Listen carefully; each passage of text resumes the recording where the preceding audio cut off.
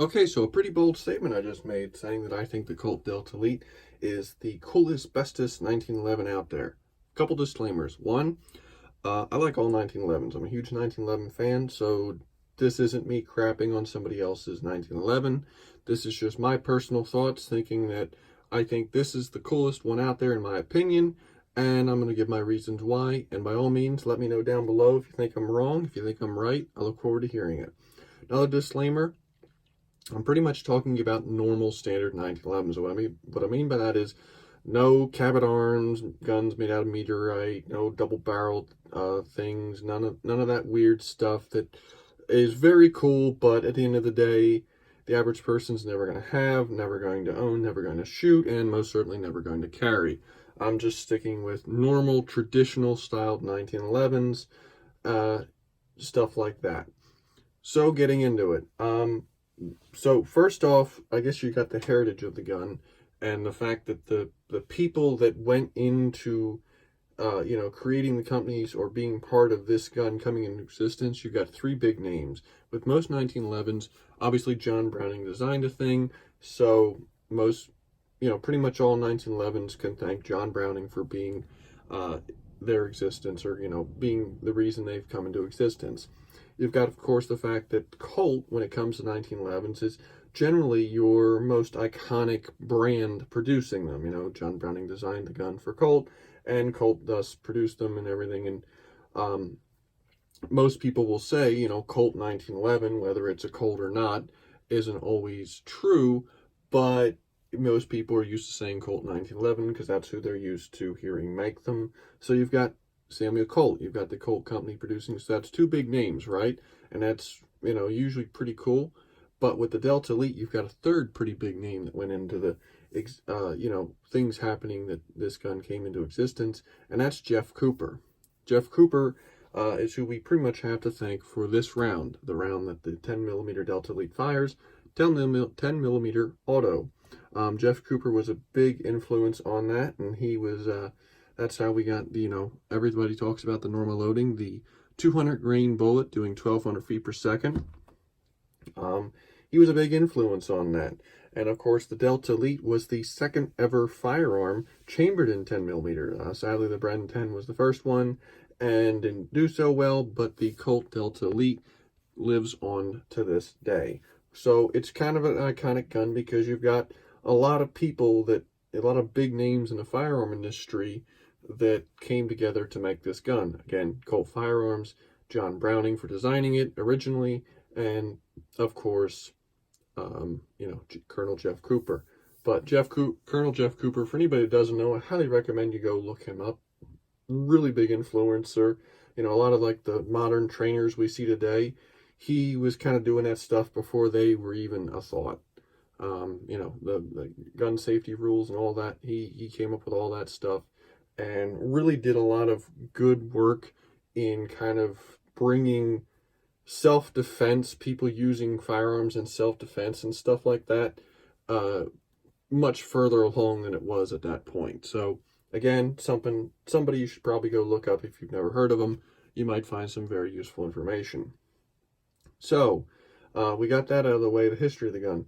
Let's talk about the actual gun itself. Aesthetically, I think they're very beautiful guns. I think it's very hard. A lot of 1911s, sadly, the 1911 is a beautiful design, but it's very hard to tell a lot of them apart. A lot of 1911s basically look the same. It's pretty simple, smooth lines, and they've been doing it for 100 years, and they really haven't changed much. Not that they need to, but it's kind of neat because the Delta Elite does have a couple things that set it apart from most 1911s. Two things in particular is, of course, you've got the nice Delta Elite roll mark, which is kind of neat, and of course you only get if you have a Delta Elite. The other thing is the grips. You'll notice, and I have the stock grips here, right? These stock grips, that medallion, again, the Delta Elite medallion with the wraparound grip that you traditionally see on the Delta Elites up until recently. I don't know why they stopped doing it, but for the vast majority of this gun's existence, they did the wraparound. Three things right there that really made this gun stand out a little bit. Where, you know, if you're at the range and you see this sitting on a table, generally you instantly know what it is because of those three things. Whereas most 1911s, you have to walk up and, you know, search around and look for it and see, you know, where it says, okay, it's Colt Government or whatever, or it's a Springfield or something along those lines.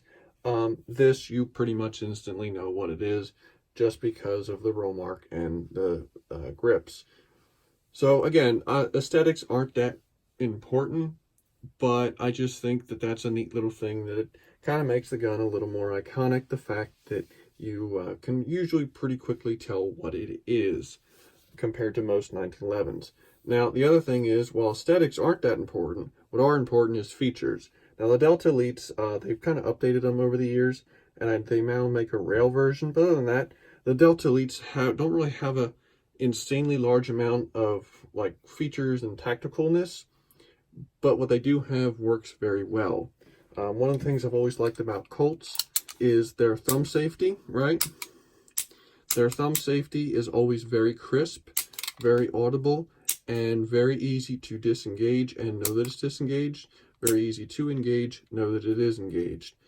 So very crisp, very clean, not mushy. Some 1911s that I fired, the thumb safety, it can be kind of loose and always made me worry about whether or not it was going to get engaged or not when I didn't want it to be. But Colts, very nice. And the other thing with Colts is their trigger. Delta Elite trigger, very smooth, very nice. I actually shoot this gun very well compared to a lot of other guns. I've gotten really good groups, and a lot of that I think is because of the trigger in the gun. So again, like I said, they don't have a lot of features, but the features these guns have, it does well.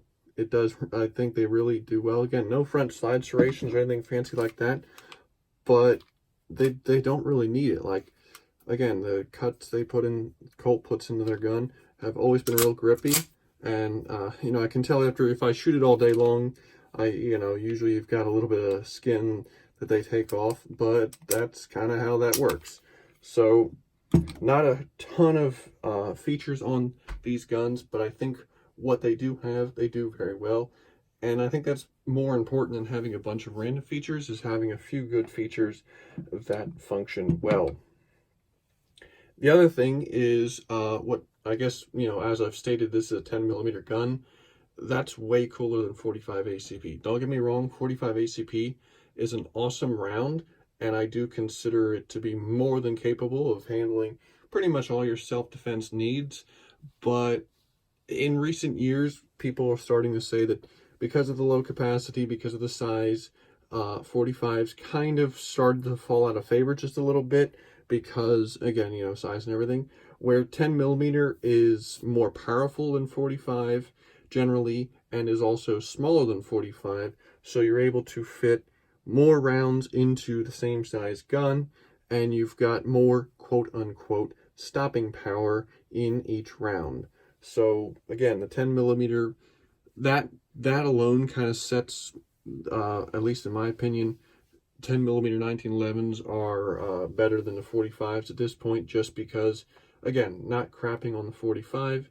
It was designed over 100 years ago, and sadly, unlike 9mm, it hasn't received nearly as much love in the, you know, updating and working on improving it. So I think that the 10mm makes this gun super cool because it kind of it refreshes the gun and keeps letting it live on and be relevant and worth carrying a full-size gun like this. You know, these guns are not small, and when you can have that kind of power, you know, usually like 600 foot-pounds of energy, depending upon the load you have, it kind of justifies carrying a gun this size. So I think the cartridge that this gun runs also makes it be pretty damn cool. Finally, pretty much one of the last things I think I'll discuss as far as making this gun pretty cool and pretty iconic is the fact that this thing came out in the 80s. You know, we've recently seen resurgence in 10mm and in fact 10mm 1911s. But this gun did it first. Again, this was the second gun ever to chamber the 10mm cartridge, and they did this back in the 80s. You know, the 10mm was new when they did this, where a lot of the new 1911s that are kind of coming out, you know, they're new kids on the block. They just started doing this, like the Ruger, which is a very good gun. But again, the Delta Elite's been doing it since the 80s. I know Ruger only recently released their 10mm guns. I know a couple other companies have released 10mm 1911s. And they're all kind of following in this gun's footsteps. So I think it's pretty cool that Colt did this in the 80s, where a lot of other companies are just now kind of getting on that bandwagon.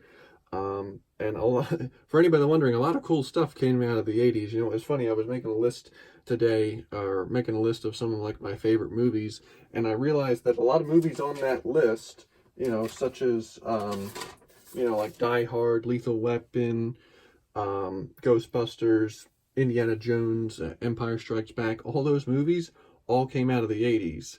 So it's kind of cool that the same era that gave us Slimer and, you know, Indiana Jones gave us the Colt Delta Elite. So yeah, just I think a really cool, iconic gun.